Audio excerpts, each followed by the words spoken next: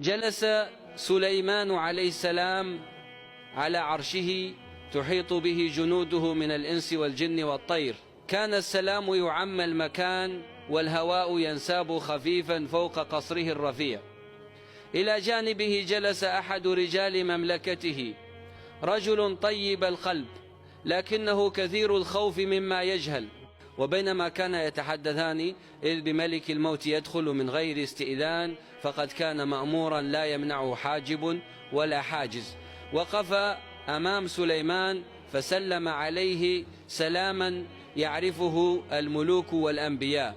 رد سليمان السلام بهدوء وأدب، فهو يعلم أن ملك الموت لا يأتي إلا بأمر الله.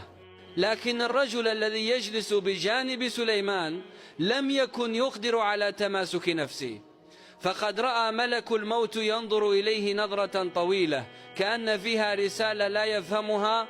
ارتجفت أطرافه وتغير لونه، والتفت سريعا إلى سليمان وقال بصوت متحشرج: يا نبي الله، من هذا الذي كان ينظر إلي؟ لقد أرعبني، أشعر أن الموت يلاحقني.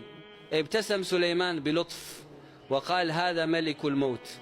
ازداد الرجل فزعا وقال: أرجوك يا سليمان، مر الريح تحملني إلى أبعد مكان، إلى بلاد الهند، لعل ملك الموت لا يجدني هناك. ولأن سليمان كان سخر له الريح أمرها أن تأخذ الرجل بعيدا كما طلب، فاختفى عن الأنظار في لحظات. التفت سليمان إلى ملك الموت وسأله: لم نظرت إليه هكذا؟ لقد أفزعته. قال ملك الموت بصوت هادئ يحمل دهشة خفية: تعجبت فقط، فقد أمرني الله أن أقبض روحه اليوم في بلاد الهند. فقلت في نفسي: ما الذي يفعله هنا في مجلسك؟